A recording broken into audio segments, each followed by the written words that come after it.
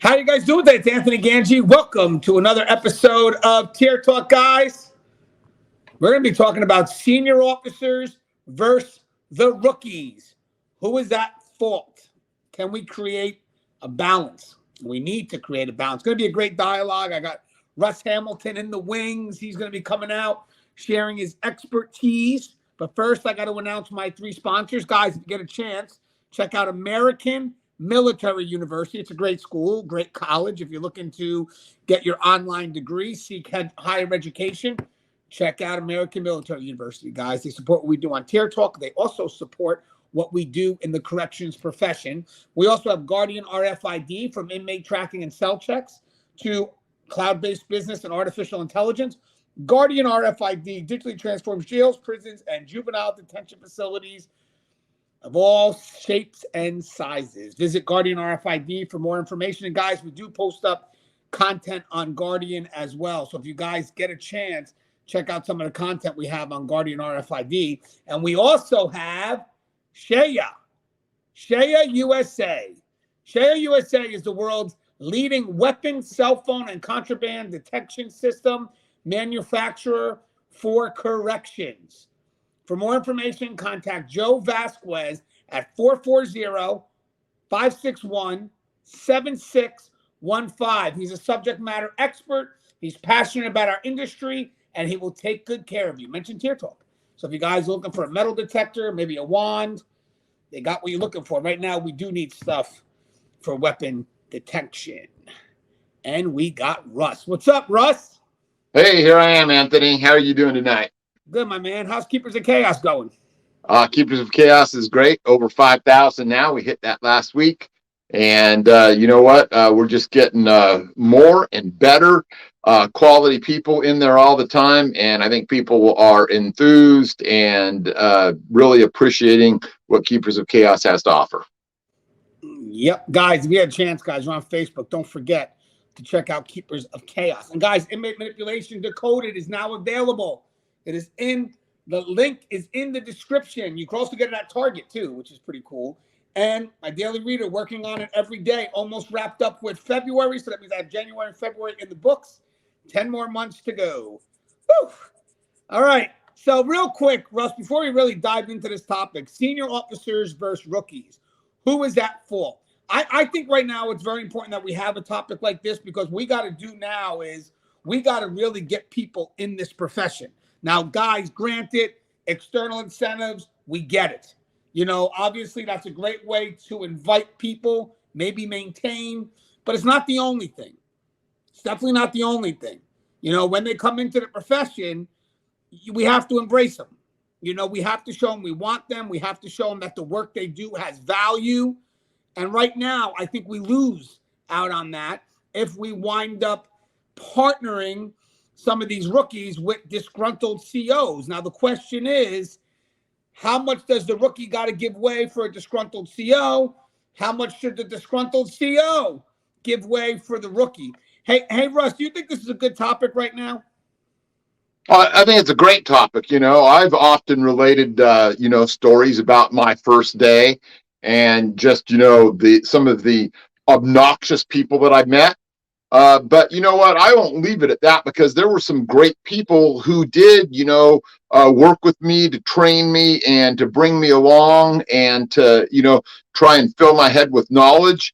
But there's a lot out there that just are people, and we use that term senior officer. I mean, what does that really even mean? Someone that, sits on their ass and is disgruntled and has never learned a single thing about corrections, but they got a lot of time in grade. Is that what we mean? Or are we talking about a senior officer who is the utmost professional, the kind of person that's a go-getter, the person that doesn't sit on their laurels and goes through an entire career and still puts in a full day of work on their last day? I don't know. There's a big difference there. So I think it's easy at the beginning to say, hey, maybe these so-called senior staff are at fault. They're just sitting back and they're just trying to bring people on board with their view of thinking where everything is terrible. I hate my peers. I hate my managers. I hate my supervisors. I hate administration. I hate the inmates. I hate everybody. And you can't go anywhere or do anything or operate if that's going to be your only mindset. And guys, I want to say something. Russ mentioned something pretty good. I mean, what is really, how do we classify a senior officer? I mean, is it really someone that has, evaluated their experiences, really made an effort to learn, or is it just someone that's senior because of their time? In my upcoming daily reader, just a quick paragraph real quick I want to read. It's a part of the book. This part is called Evaluated Experiences. And right at the very beginning of this quote, it says, experience for the sake of experience has no true value unless staff is willing to be intentional in their evaluation of those experiences. Most correctional staff will find themselves judging capabilities solely based on time served, which in their mind equates to valued experience. Not the case.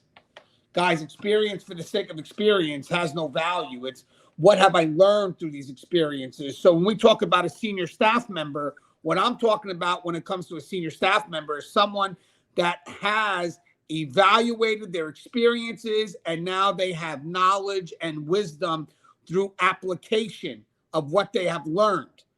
That is key, because when you have evaluated your experiences, now as a senior, you are able to share those evaluated experiences with the rookies that are coming in. You're able to share it in such a way that it becomes evergreen. It creates a legacy.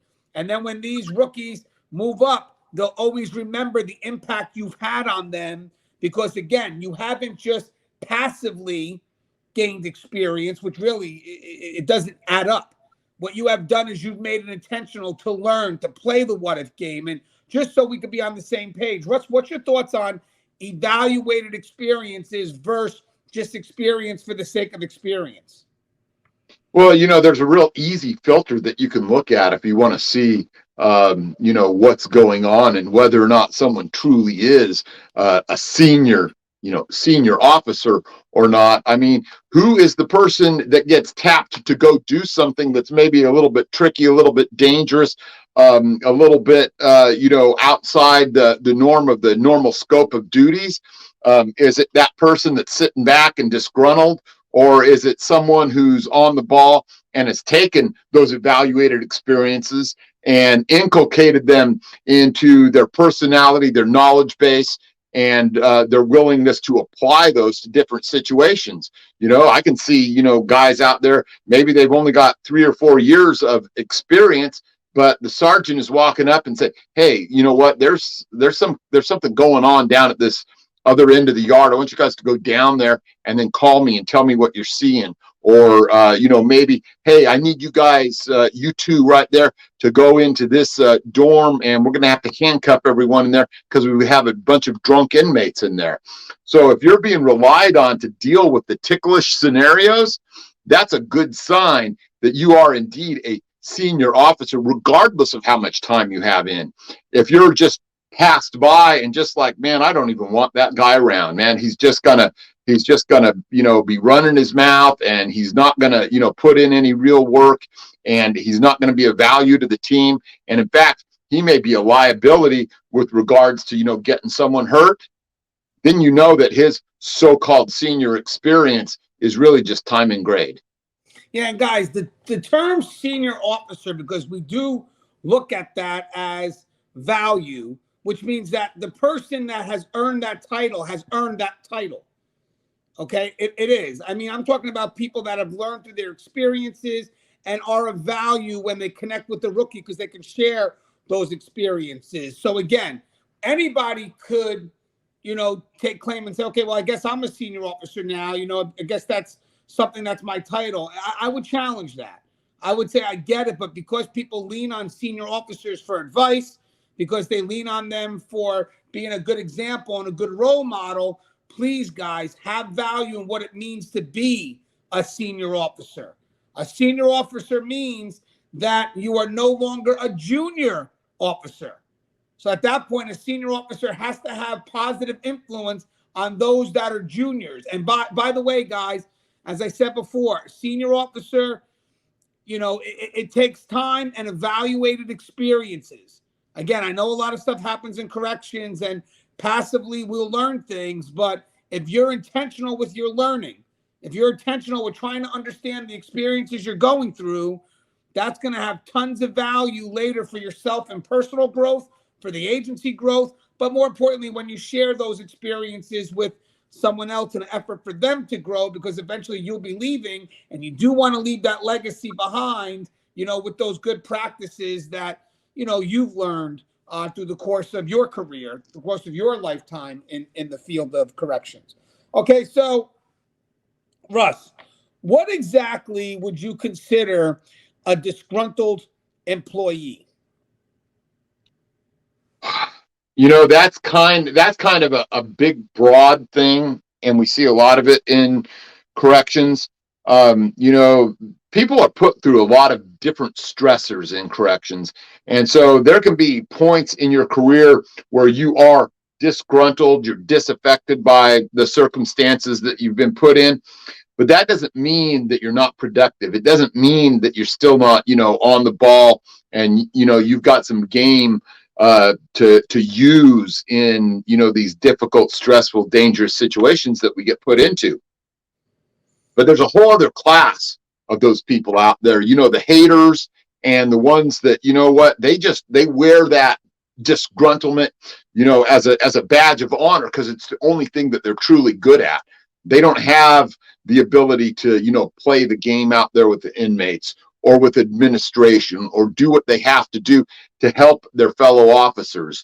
And you know what? They just become this kind of, caricature of that whole, you've seen the Jeff Dunham guy, the grumpy old man, and they may not be old, but they're grumpy, and they may not be a man. They may even some females get caught up in that stuff. And so they just want to be a grumpy old man or a grumpy old female. And they're not interested in actually doing the things that a correctional officer or a correctional sergeant or a correctional lieutenant does. Some of those things that we have to do are necessarily unpleasant at times, but we know that they have to be done. Getting out there and doing searches, conducting operations in order to, make things safe. If we have a problem with, our gangs, our STGs out there, and, day in and day out, putting in the hard, dangerous, dirty work that this is. And instead, they just want to find a justification to be able to just sit back and criticize everyone else. And they just continue to just do nothing but run their mouth. They're not putting in any actual effort and work to make things better. They just want to talk about it. Yes, the recreational complaining just for complaining. And the funny thing is, guys, the biggest concern I have with disgruntled employees is that at one point they have lost the value in the work that's being done, which makes me begin to question if they're doing the work at that high level. Because obviously in corrections, guys, we need to commit to that work 100%. We talked about this the other day. Guys, we're all committed, but to what degree? In corrections, when you work in corrections, you have to be at that game 100%. And usually if you're disgruntled, somewhere along the line, you're disgruntled because of the value that you have in the work that you're doing. And I'm going to say this right off the bat. The value that you have in the work that you're doing is internal. It doesn't matter what you feel other people may think. You can't always rely on that because that's going to shift. You have to always know, even through the darkest of times, that you know that the work you do has value, regardless of how you feel management sees it, regardless of how you feel your supervisor sees it, your public sees it. It doesn't matter. You have to hold true because we're not looking to be recognized. We're not. Sure, we'd like to be appreciated, but at the end, I know what I do, regardless of how people see me. I know for a fact that the work I do has value. And with that said, that value kind of keeps me to where I need to be. It gives me purpose. It gives me focus. And I'm committed, which means I'm going to go every day loving my job and giving it 110% because there's nothing that anybody can do to shake that foundation. And I think that's really good advice right now, guys, because, again, if we're walking around next to people who are miserable, who have lost value in this profession, probably because they believe that no one values them. And I get it.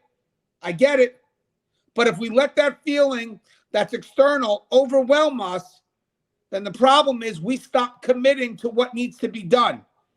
So in the end, like Russ mentioned, if I'm an officer and I just relieve Russ, who's, let's say, a disgruntled employee, and Russ is written in the logbook, he's done his searches, done his rounds, done all this, done his cell searches, whatever it is. Has he? Has he done it to 100%? I don't know. Because every time I talk to Russ hates this job. He hates the work that he does. So I'm thinking, like, you know what? I know he said he's done it, but for someone that is this much disgruntled, do I believe they're doing it at that level where that degree of commitment is at 110%? Now, guys, I know it's a lot to put on us right now because I get it. Sometimes when we are angry at the outside for justified reasons, we kind of use that as, man, why am I even doing this? But in this profession, if we're going to stay in it, if we're going to remain in this profession and work at it every day, we cannot let that get to us because it's going to make us slip up.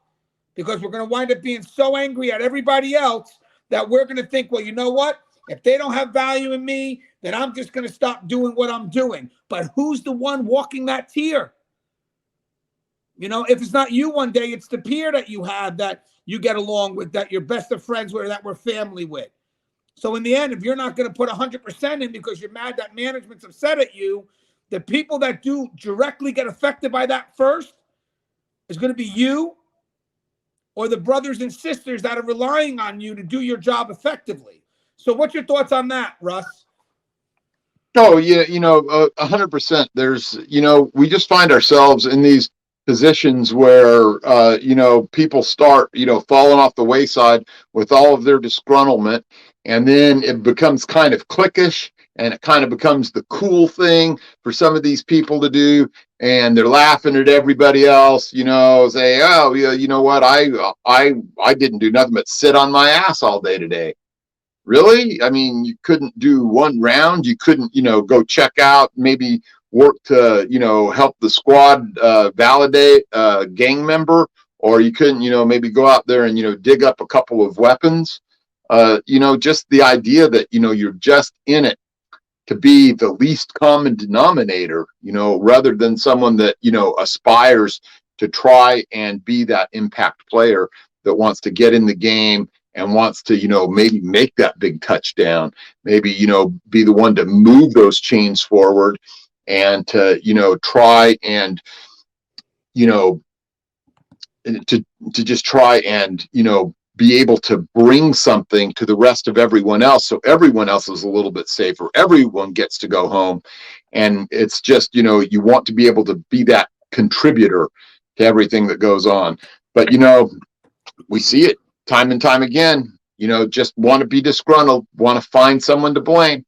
And, that just goes right back. If you want to take a look at, some of the things that inmates are involved in, especially when I, talk about things about their criminogenic needs, right? What do they have? They have personal irresponsibility, right? Where they just kind of shuffle off and they never really, pick up anything and try and move it in their life so that they can, do something that's fruitful and something productive. And the other thing that they have is they have justification. They find a way to justify the system is rigged against me.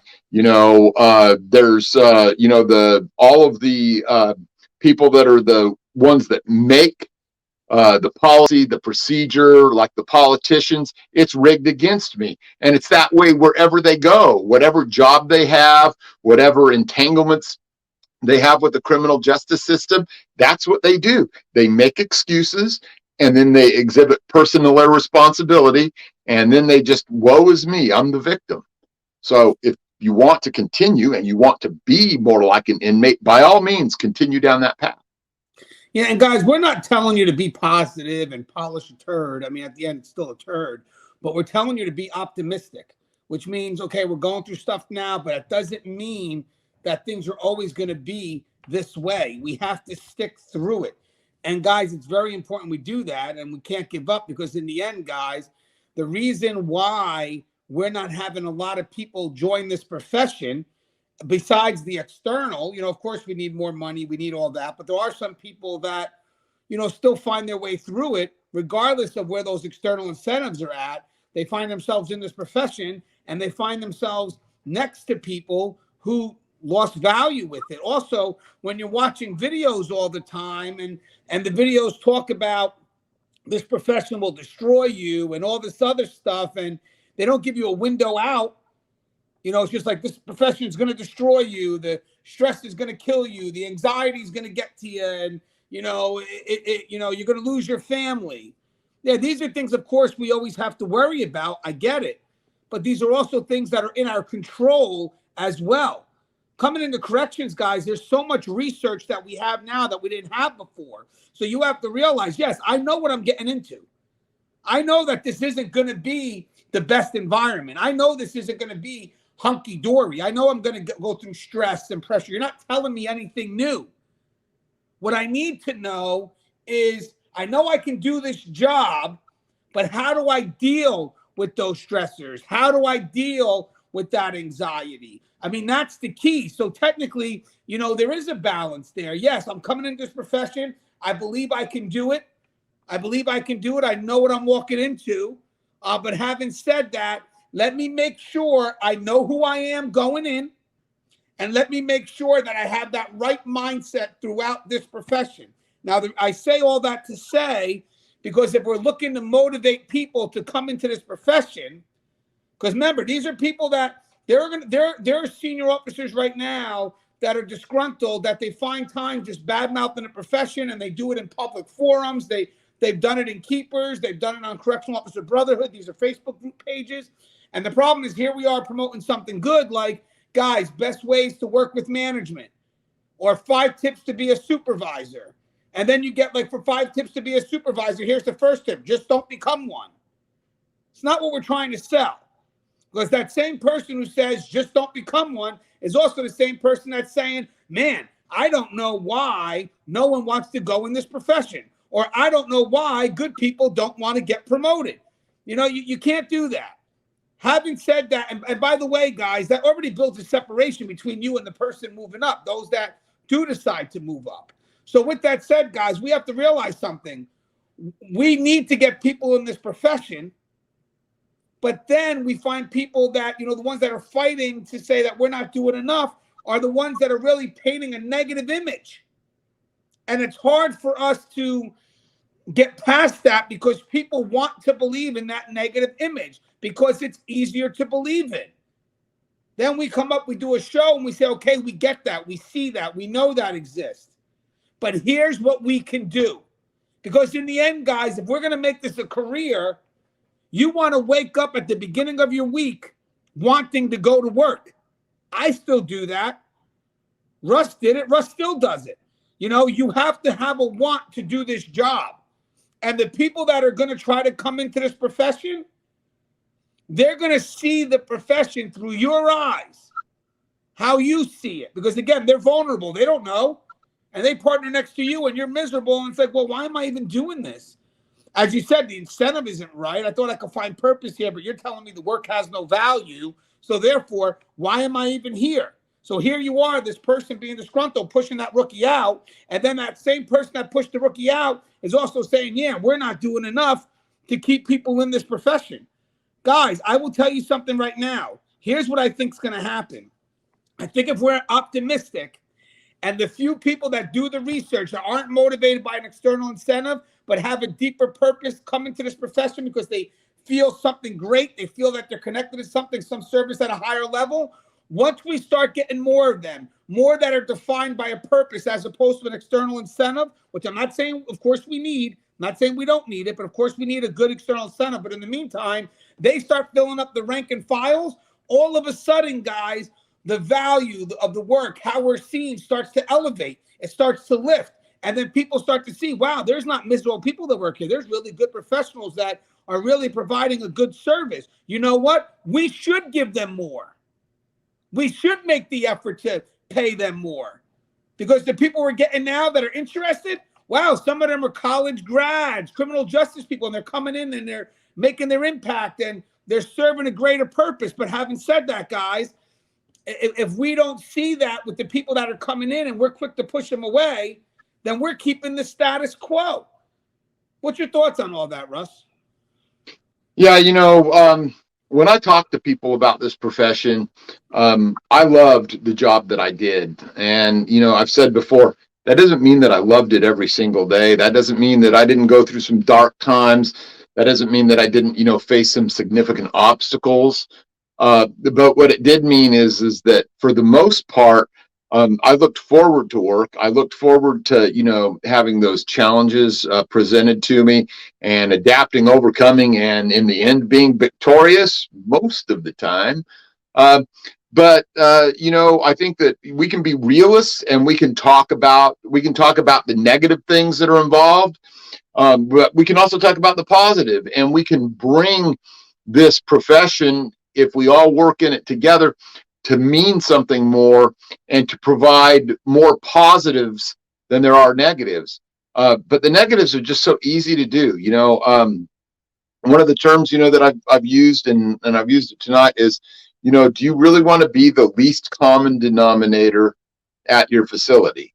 No, you should not want that. You shouldn't be willing to just rely on just being, that crusty old person that just doesn't have anything to say about the profession. How about instead we work to try and make the profession good enough that we can actually bring something positive to it and bring something positive out of it. Yeah, and guys, so first I want to do two quick mindsets. Let's talk about the rookies. The rookies coming in, we've talked about this before. You're going to get a chance now to know a lot about the profession before you come in. So if you're watching this video and you're getting ready to enter, I mean, we alone on Tier Talk have over 1,100 videos. Books are out there, Facebook groups. You can connect with people that work in the profession. And hopefully we do paint an image that you can relate to. Because as I said, there is purpose here. There is, a higher level of service here in this profession. But with that said, you have to remain humble when you come in, because you are going to work next to people, or you're going to be put next to people. Even after the academy, guys, it really starts when you walk on that tier. People have done it thousands of times.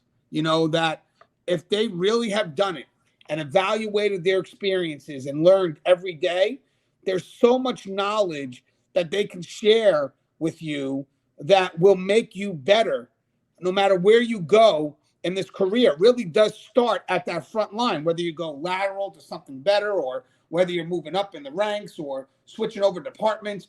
Whatever the case is, that front line is where it all begins. And the moment you get to connect to somebody who has a lot of years in and really evaluated experience, think about that, though. Think about the fact that they've had to work through 25 years to gain what they're about ready to teach you. They're going to share with you the whys behind everything that they do, behind the what that they do, the how they do, and having said that, that's when it's your time to be humble, learn the trade, ask questions, and build this perfect partnership between someone who wants to learn, and connected with somebody who wants to teach. So for me, as a rookie, you got to come in humble. Yes, you're going to ask questions, but you're not asking questions to challenge. You're asking questions truly to understand why that is in play. Whatever it is that you're learning, why does that exist? I know sometimes we have these rookies that they ask questions, but they're not really asking questions to learn. They're asking questions to challenge. And senior cops, they're going to pick up on that. Guys, when you ask a question to learn, and you're receptive of what's being taught. And as soon as you ask the question, you shut up and you listen. And then when you have another question, you ask it again. But for me, right off the bat, if you get a rookie that's humble, they're coming in, they're thirsty for knowledge, and they want to learn, that's all we expect from the rookies. Right at the beginning. Would you agree with that, Russ? That's pretty much a good foundation to have coming in.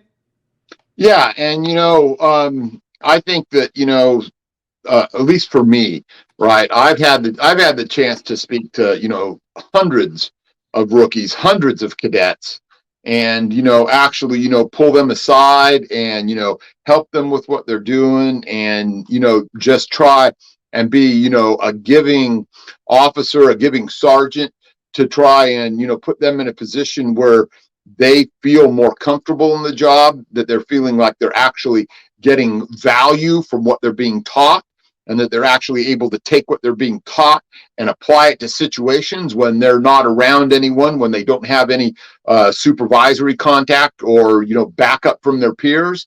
And so that's where we need to take these people and really, you know, mold them and put them in a position where they can go from that apprentice, you know, to the journeyman, and then from the journeyman to the master. And you know, just the old disgruntlement, and, you know, let's just make it as hard on them as we can, because that'll instill confidence, right? That'll instill grit, that'll instill determination. And besides that, that's what I went through. So because I was miserable going through that, I'm going to make someone else miserable. Really? Is that what Yeah, we do? I love how you're saying that, because I guess sometimes people forget that when you're walking into this profession. I remember when I did, I was vulnerable, and, you know, but I also came in with a purpose. I came in knowing that this was a career, and I got something coming in this with my daily reader. So I was able to connect myself with like-minded people. I wasn't so desperate of wanting to belong that I just connected with anyone. So with that said, as long as you have that purpose, you have that drive, yes, you are going to connect with the right people, but you got to realize something. We should always go in being able to connect with someone in the profession that is professional. Like, we shouldn't have to search for them. They should automatically be there wanting to teach us what it is that we need to know. Because I've been around a few disgruntled officers, and I know how it made me feel. It pushed me away from that individual. And then it kind of starts, especially as I'm new, it makes me start hating the profession. Sad to say, I wind up generalizing that negative officer as a representation of, why am I in here? What did I do? You know, maybe this isn't the job for me. So people don't realize even that one disgruntled officer can be generalized out to how every officer can be, you know, in the mind of the rookie. So having said that, think about that. A rookie that's looking to learn, trying to, you know, have some level of belonging, and wants to know that, hey, am I welcomed here? And, you know, all of a sudden you get that senior officer that's like, man, want nothing to do with you.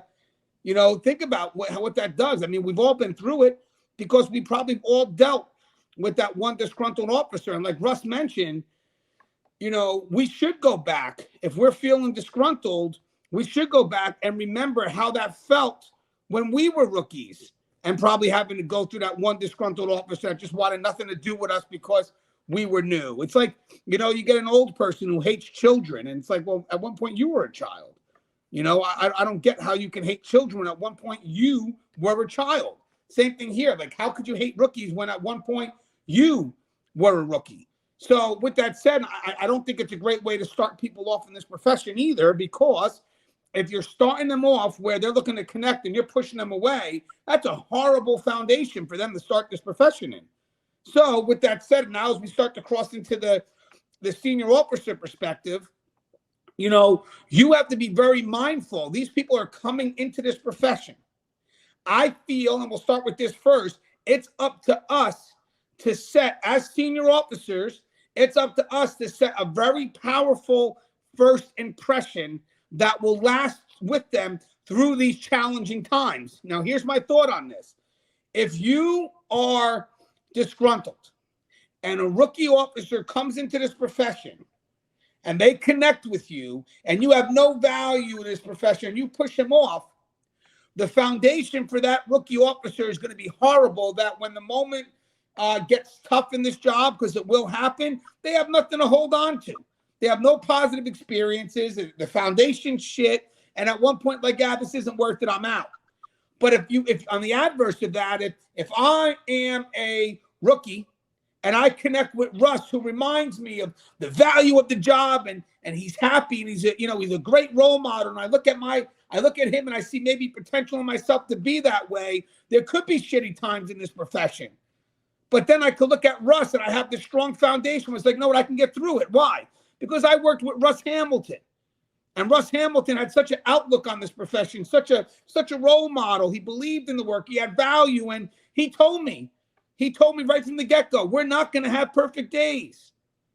But that doesn't lessen the value of the work that's being done.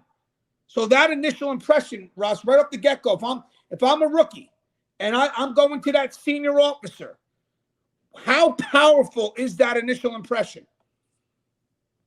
It's huge.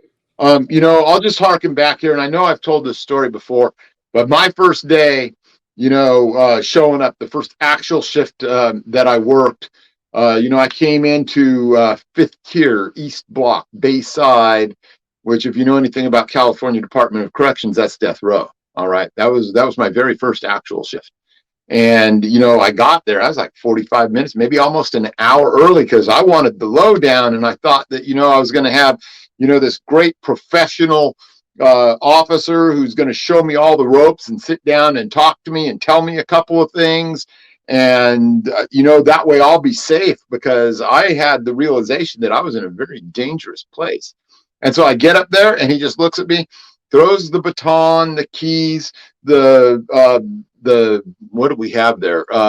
Points to where the vest is, and then just walks away, right?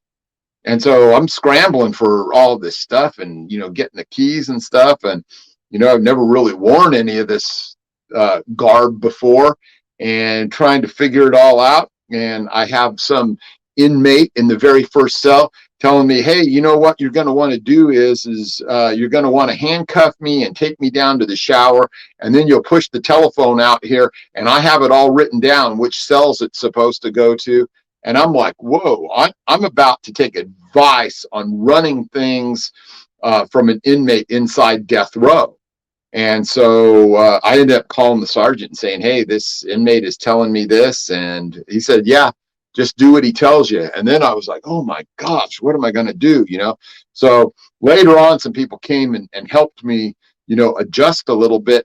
But let me tell you, that sink or swim, that kind of thing, well, I'm so disgruntled, and I had a screwed up time when I came here from the academy. So I'm going to pass that on to you. That's bullshit, man, because death row ain't no place to joke around. Yeah, guys, and I'm going to tell you something. Exactly what Russ said is spot on, because I think we've all dealt with it, where the staff member kind of pushes you aside, and then you're kind of, I'm stuck in a world where I don't know too much, and I'm looking for answers. And at one point, if I go to what should be my proper resources and hoping that they'll answer, give me what I need, and they don't, they just kind of push me aside.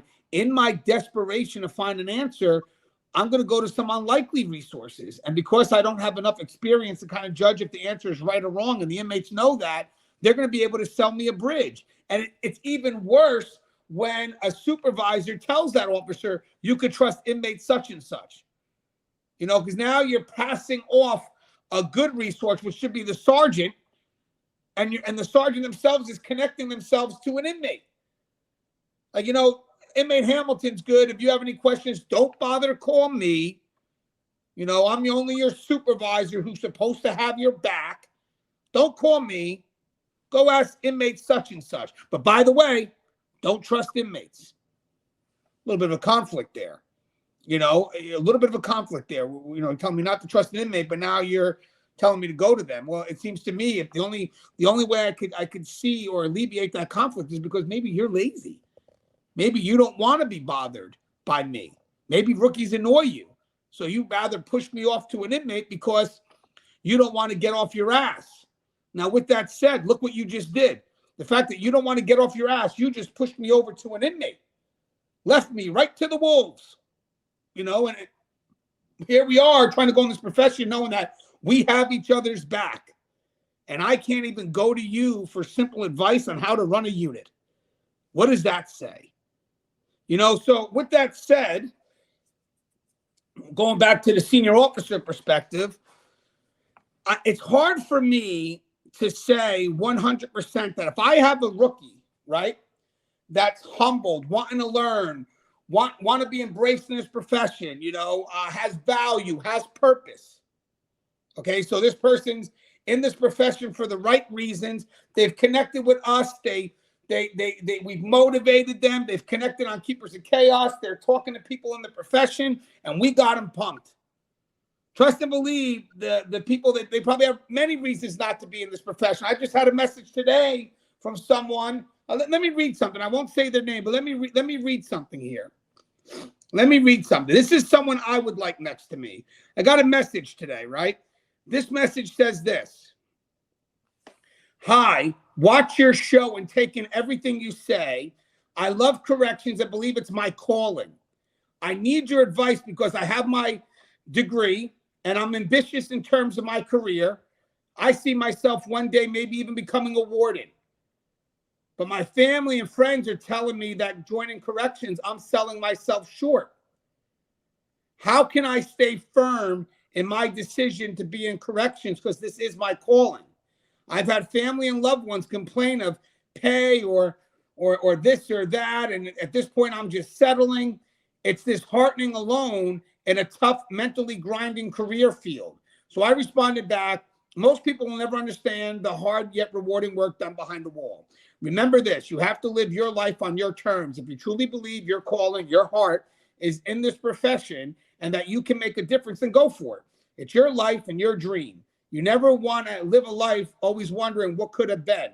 The key is go in and decide for yourself. This way, whatever the answer is, stay or go, you have no regrets because you entered the field and you did what you wanted to do and went through it firsthand. It's something that you wanted and you didn't give up. If that makes any sense, don't worry about everybody else and what they're saying. Do what makes you happy. And I told him, find a purpose, this professional habit. And he goes, I definitely needed to hear this. I just had so many people pushing me to pursue a different type of law enforcement, but this is the profession where I want to be at. And I told him, just remember, the choice is always yours. He goes, very true, thank you. Now, let me ask you a question, Russ. I'm going to give this to you. You get someone like this, define purpose, family tell them not to go in this profession, but I want, this is my calling.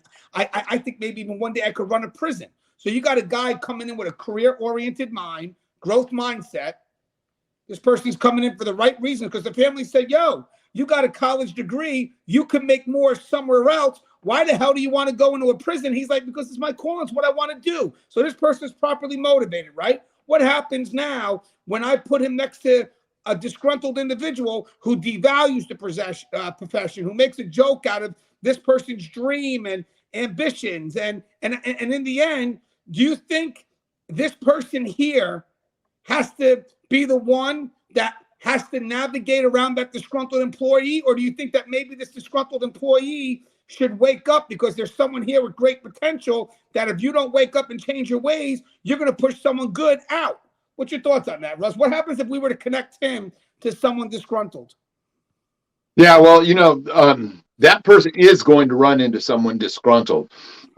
They have to be forewarned because forewarned is forearmed in this case.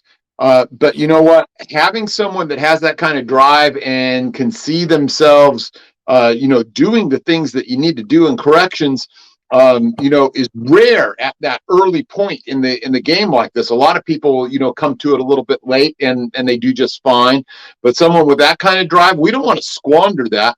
We want to, take that person in and be able to give them the things that they need so that as they progress, as they move through that chain of command, as they move through rank and collect that brass on their collar, that they're able to then turn around and look back and reach back to us and do the things that we need to help keep us safe.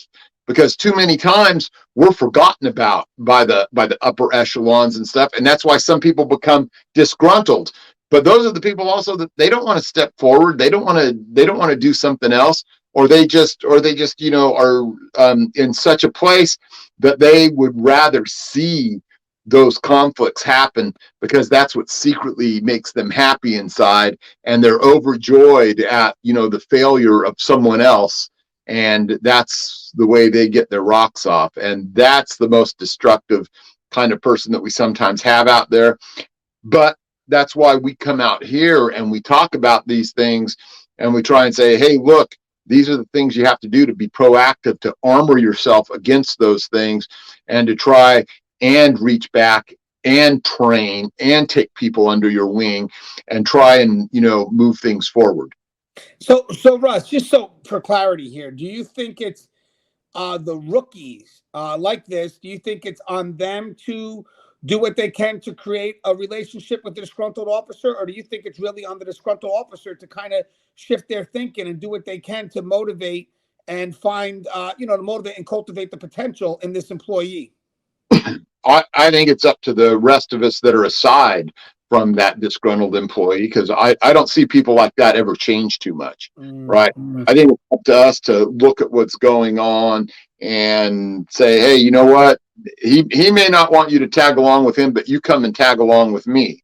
I think that we have to be the ones that are, proactive and preventative of them being contaminated by that kind of a person, and to be the ones that are, dipping into that well of knowledge and producing training that's worthwhile and challenging and that they can apply within the profession.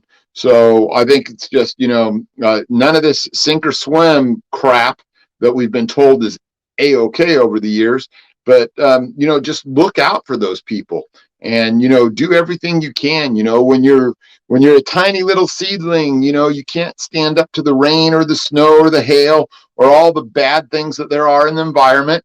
So we shelter those people a little bit. That doesn't mean that we don't let, some of those elements them being exposed to, but as they grow and they become stronger and they're able to withstand all of the crap that happens in corrections, then they become, strong, and, they don't wither and just say, you know what, this profession isn't for me. It's too much, right? We want them to be able to withstand the disgruntled employee. We want them to be able to stand up to the disgruntled employee. We want them to be able to, if necessary, have conflict with that individual so that they're the ones that are actually nipping at their heels and trying to bring them back into the fold, even though they may not be worth it. Right. And guys, I just want to mention something too. We understand why people get upset in this profession. We do. We're not walking. We're not doing a show to say, hey, no one should be mad at this profession. That's not what we're saying. We're saying that we have to show some levels of hope if we want to maintain and if we also want to keep people in this profession. And it's not false hope, because having said that, yes, we do have disgruntled people, but we also have people that love this profession, that want to train others. So my thing is, it's hard for me when someone says, well, the rookie should accept that behavior from that disgruntled officer because of what the disgruntled officer has been through. That's tough for me to say. That's tough for me to deal with. I don't think the rookie has to accept that, because the problem is that rookie now that's coming into this profession, first off, they may not have that experience. I get it. You can't expect them to relate to that experience and understand why this person is disgruntled like that to the point where they accept it. That's one thing, because they're just not going to be on the same page to do that. Plus, if you want this person to stay in this profession, maybe you don't want to let them get hit with all of that at once. Because, as I said, if we have people that say that gets disgruntled, it's usually because things happen over the course of their time that they may not be able to process correctly 100%. Maybe it's the fault of the job. Sometimes it could be. But most of the time, it's usually the person thinking they can't be vulnerable. They don't know who to talk to. And, sometimes it's even their peers who may not want that to happen, who may not allow for vulnerability to be discussed, who may laugh at them when they said, yo, an inmate died and I don't know how to handle it. Oh, what do you mean? It's an inmate. Screw an inmate. Well, what do you care if they died or not? Yeah, but I don't know. It's just getting to me. And next thing you know, they don't tell those officers that things are bothering them. And then after 20 years of just not being able to process this, they become totally disgruntled. They're upset. Maybe 20 years of battling with management, they become upset. Now, when a rookie comes in, do you expect them to understand that? That you expect them to understand everything that happened to that person in the course of 20 years, where they're going to be like, oh, I get it. I get why you're miserable. I get why you're pushing me away. I get why you want nothing to do with rookies. They're never going to get that. Not like that. And we don't want them to be impacted with that. Listen, we are going to go through moments progressively that's going to make us wonder why we're in this profession. But they should be balanced with good moments as well. So again, if I connect myself with a person like Russ, when I deal with something bad, I can always reflect on a strong foundation. I got Russ. Russ brought me in. Russ lifted me up. Russ showed me potential. He showed me the horizon where I know something is greater and eventually I'll get to it.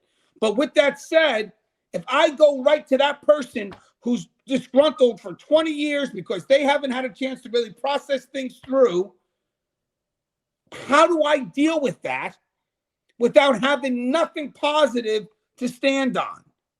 So again, for the people that are telling me that you expect the rookie to understand why this officer is disgruntled, it's not going to happen. All they're going to do is see someone that's miserable. They're going to become resistant towards that person. And then eventually someone like the person I just read about is like, yo, why am I even here? Generalized animosity towards everybody. I'm out. Not worth it. It's not what I thought it would be because everybody's treating me like shit. Well, they're treating you like shit because, they feel after 20 years, the profession, it doesn't matter, guys. I've only been here for 2 days.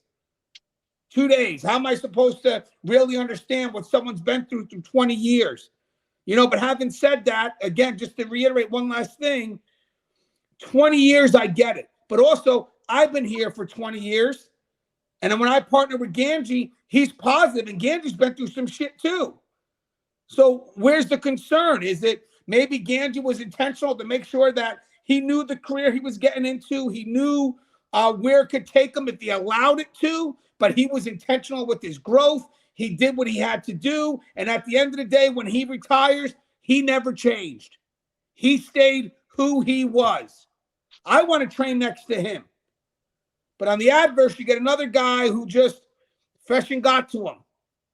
And now 20 years later, they can't wait to get out.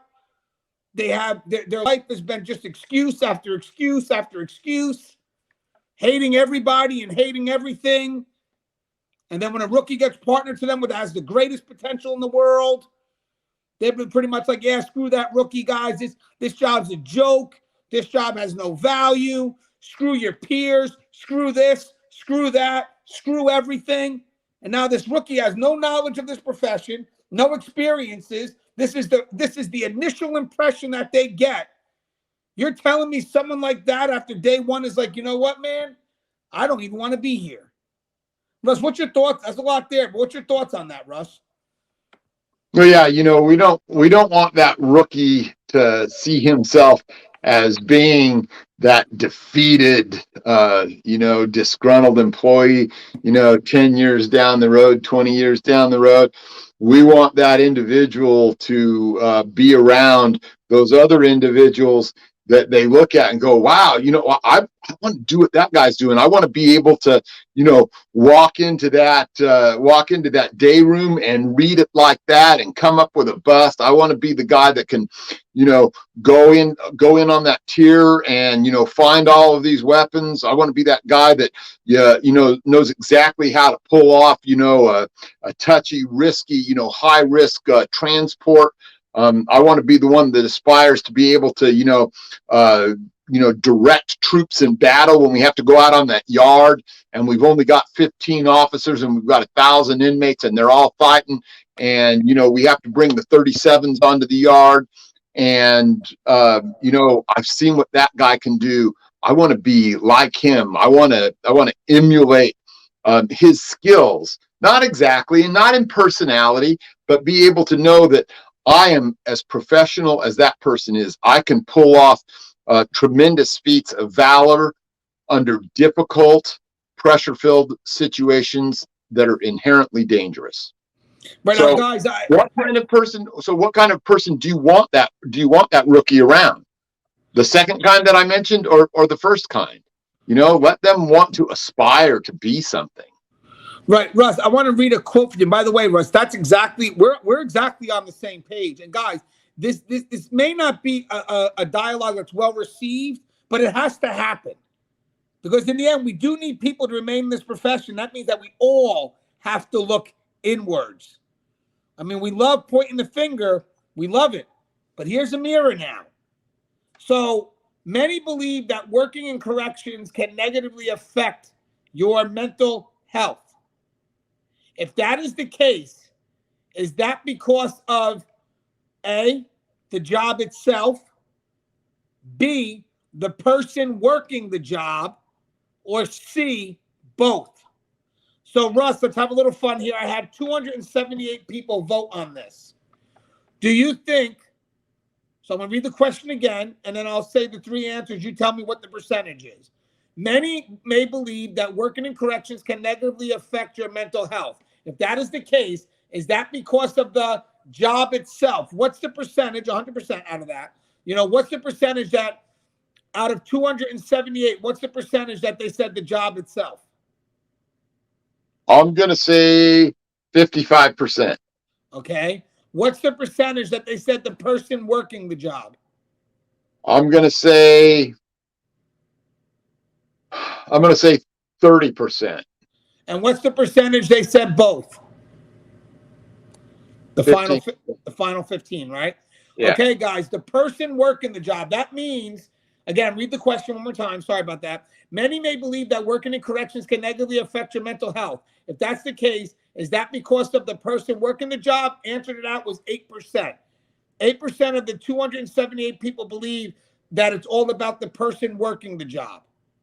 Now, if we look at the job itself, it's the job.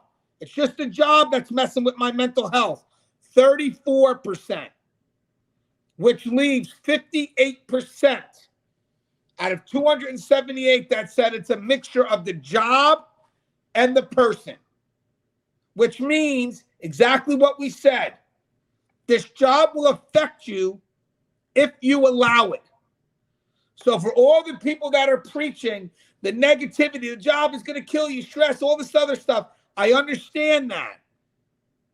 But if you look at the votes here, are we allowing that to happen? Or are we strong enough to do what we can and admit our vulnerability? Because in the end, if we just constantly negative stigma, stress, anxiety, all this other stuff, without telling people, hey, but by the way, these are how you can deal with it, because you're working in a prison or a jail. It's hard for me to understand how you don't think that when you get this job, this is what you're going to walk into. It's a high stress environment, whether it's from the inmates, it's from your peers, it's from management. Everybody's working with stress. Management's got tons of responsibilities. Front lines dealing with all the implementation from policies that just may not work. But guys, mind you, it's in a world where you can't make a mistake. The world's quiet for 1 second, noisy the next, and it's like, okay, I get it. I know I'm going to walk into this environment. I know that there's an inherent risk. I know that my life could be threatened at any moment. I know that. I'm working in a prison or jail. I'm not blind to that. But I need to ask myself, can I deal with that every day? That's on me now. That's on me to ask myself, can I deal with that every day? And if I feel, it doesn't mean you're weak, but if I feel that I can't, then for my own well-being, let me leave. Because as you said, the external incentive's not that big anyway. I'll do something else. But if you're going to go into this environment, and by the way, this is why we do this channel, to give people that research, that knowledge that they need. But by the way, if you're going to go into this environment, no, right off the bat, you're not going into a pretty picture. I mean, that's just it in general. You're not going into a pretty picture. But you should know that. It's a prison or a jail. What do you expect you're going in? You're going to be enforcing rules for people that don't follow the rules. So there's nothing easy in this job. So if I know that's what it is going in, that can't be my excuse why the world's getting to me, because I should be expecting that. In the end, the world gets to me because I don't properly process it. I don't take a breather to realize what's happening, evaluating those experiences, and trying to make sure that when I went into this profession, I know exactly who I am and exactly where I want to be. If I don't know who I am going into this profession and I don't know where I want to be, then I'm going to be lost. There's no North Star. I have nowhere to fall back to when I'm lost, and I have nothing. I have nowhere to go if I'm moving forward. This is intentional, guys. You have to know who you are. going in to keep yourself stable, to keep a good foundation, but you also have to be intentional with your growth. So you hold on to the things that make sense and let go of the things that don't. But in the end, guys, if you're going to let this profession get to you, it's not 100% the profession. It's not. So I want people to know that when you're coming into this profession, guys, if you have a strong foundation of who you are and you know what you want from it, like this gentleman here, you're going to be good. You're going to be good. But if you connect yourself to someone, or the agency connects you to someone that never knew who they were, never had a plan of what they're going to do, they have no North Star or no foundation to fall to if times get rough, and you get to them right at day one, and that's your first impression of the profession, there'll be no cultivating of your potential because they don't even know how to cultivate their own. And in the end, that first impression is going to push that person out, because without experiences of their own, they have nothing positive to lean on, and that becomes a shitty foundation for even anything added later on. Because I'll guarantee you, because negative stuff just seems to come by easier and sticks more. You know what's funny, guys?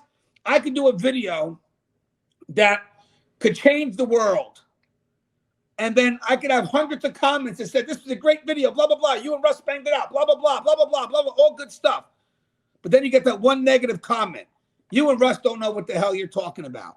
That negative comment holds more weight, sad to say, but that's on me. That's on me. That's something I have to work on. But the negative comment can hold more weight because we're always wanting to prove ourselves. So with that said, guys, think about that. Going into this profession, not having a positive experience, connecting to someone negative, look how powerful that negative first interaction can be, where it doesn't matter if the next day Russ is training him. Let's say I'm shit, and the person connects to me, and I'm giving them a shit outlook and shit value about this job, and screw your peers and all this other stuff. Management sucks and all this other shit, and this profession is going to kill you. That becomes your base.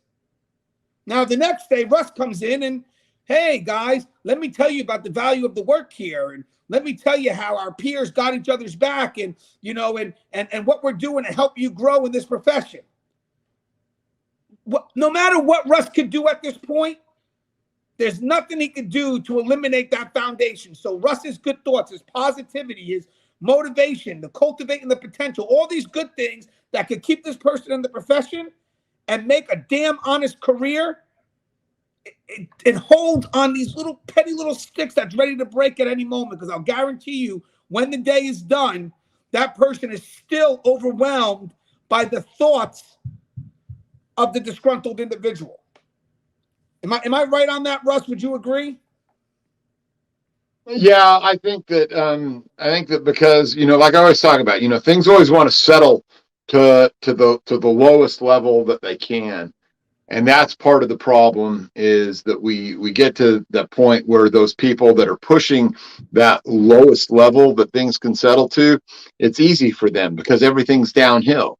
For us, trying to, actually achieve things in the profession, everything is uphill. And so it's an uneven field of battle for us. I like what you just said, Russ. Oh, thank you. The downhill versus the uphill. Can you elaborate on that though too? When you just don't lose that thought. That's powerful.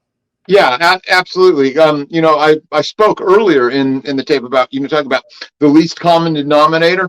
The least common denominator is at that lowest point. And it's easy to push downhill and just to never have to achieve anything. You never have to build anything. You never have to, aspire to anything. All you have to do is run down the profession that you're in. And it's nice and easy because it's a hammock and there's no thought to really doing it. You just need a collection of people that think the same as you do. And those are easy to collect because they're all down there. They're all at the bottom of that valley, down at that least common denominator. Whereas, other people that are trying to build it up, we're having to reach, we're having to struggle, we're having to climb, and we're having to, negate the things that are the negative ones, below us, with very few options as to how to deal with them. If I'm like supervising, say 15 officers or whatever, and I have 3 or 4 that are really negative, those 3 or 4 that are really negative are going to, cast all kinds of problems for the ones that are left that aren't negative. Those 12 others are going to have a very hard time, dealing with the negativity that's being thrown their way. And they're not going to be able to do much to lift those people up because those people haven't bothered to listen to anything that we've told them during the whole time. So just think about that, turds always float all the way to the bottom every time. And guys, I want to tell you something before we come to a close, guys. The facility wants to go back to that status quo. We have to always maintain that positivity. That's hard work. That's effort. That's intentional. If we don't do that, if we don't have the Russes in the world, if we don't have the Gangis in the world, if we don't have the positivity, the outlook of something great in the horizon, the facility itself is always going to fall back to this, where we're at. So a lot of times people allow that to happen because they don't want to be intentional with their efforts. They just kind of, like Russ said at the beginning, the senior officer that, is only a senior officer by title. Oh, thank you, honey, for bringing me water. She brings me water, and she is very disgruntled. But guys, it's intentional. It's hard work. It's effort. And in the end, guys, for the senior officers that have the title, because I'm a senior, I've been here so long, and I got experience. And, again, am I evaluated experience? I don't know. But in the end, I'm kind of living my life with my feet on my desk and just recreational complaining all the time. These are the people that aren't putting the effort into breaking that status quo. Every day you commit to something in this profession and try to move things in a positive way and try to be optimistic. It is hard work and effort because nobody else is doing it. Nobody else is doing what we do. But if we don't do it, then what happens here? If we don't have a dialogue like today, everything wants to go back here. So even when I started seeing it happening again, I see it in the comments. I see it in the Facebook groups. It's like, whoa, we got to get back and we got to get on it.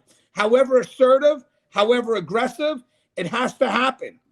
Because if we don't, guys, all the hard work to push forward, it doesn't matter. Doesn't exist anymore. Because again, you could take 20 million steps forward and it could be a long time to do it. But only one thing negative could set us all back. And I'll be honest with you guys, even when we have this this positive dialogue happen, once someone puts something negative in the comments, it just, like cockroaches, man, it just multiplies. It multiplies a lot faster than the positive stuff. So this is not an easy dialogue to have because most people rather just believe that it's okay to be disgruntled because there's so many reasons why, and it's justified. And we have all these excuses why, we can be disgruntled. But in the end, guys, I've never seen anybody be successful living in a world of excuses. Never in my career have I seen anybody lead with excuses.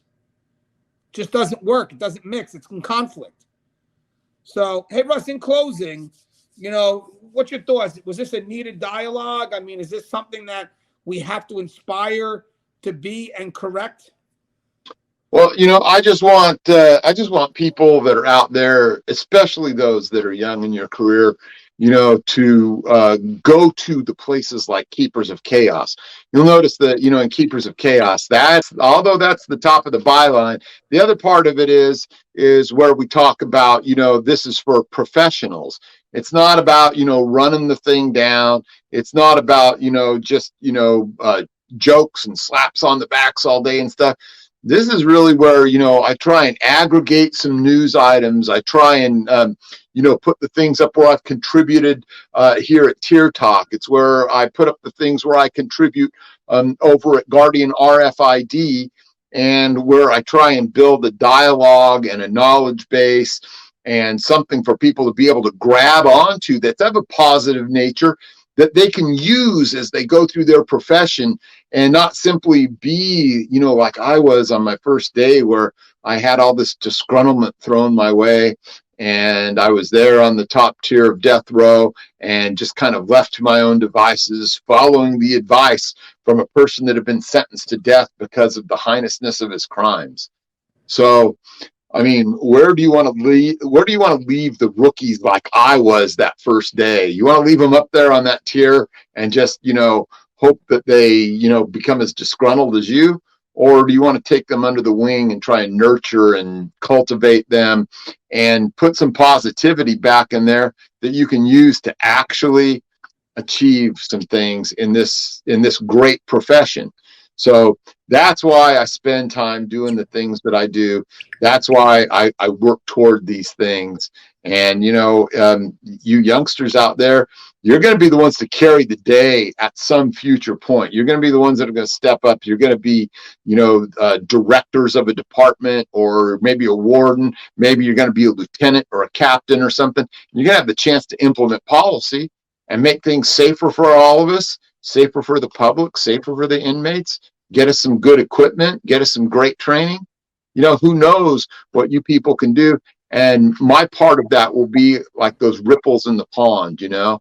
I only start, you know, one ripple, but it travels all the way across everywhere that corrections is. So that's my 2 cents worth. It's a powerful ripple.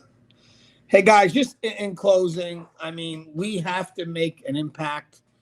And that impact really comes by, you know, reminding people of the value that's in this profession, especially coming from those that work in this profession for so long. I mean, when people talk about it, we have to really dig inside and find something great and just try to find some way to be motivated and then eventually inspired. I'm sure sooner or later, when you ask yourself the right questions, instead of always asking yourself the wrong questions, if you start asking yourself the right questions, it'll be a lot easier to find something positive when everybody else is saying the negative.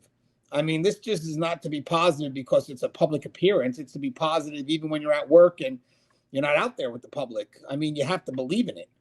It becomes that much easier to defend once you believe in it. And I do know this. I'll end on this. I've worked in this profession for over 20 years. Russ, you know, almost 30. You tend to identify, as much as people say you separate work, but I mean, there's a part of you that identify with what you do. You know, it's a role that you play 8 to 16 hours a day. You know, I'm at home, I play dad, I play husband, I play son. You know, at work, just one role, admin. You stick to that role pretty much, you know, the whole day. That's what you should do. But again, you identify with that role. You find value in that role because it connects to some level of your identity. And the last thing you want to do is for 20 years or 25 years to just be miserable. That's 25 years of your life gone that you'll never get back. So you have to find a reason to be happy. You have to find a reason to want to wake up and go to work the first day of your work week and be motivated, be inspired, even better, but at least be motivated, you know, because if not, guys, 25 years, it goes by in a wink. You know, Russ could tell you that. And then you're going to wonder, what did you do for 25 years of your life? What did you leave behind? Who's going to remember that you exist? You know, because in the end, disgruntled people, they don't get remembered. They don't. They just remember that miserable person that worked on that ring, and because you just don't associate with them. They don't create an impact. But someone that loves the profession and is able to share that love, especially with a rookie on day one, I know for a fact they get remembered forever, because I still remember the people that have stood next to me. So why not do that? Why not create a legacy that people remember? And if you ever get a rookie that's next to you, remember, part of your responsibility is to keep that person in this profession. Remember the person we talked about before?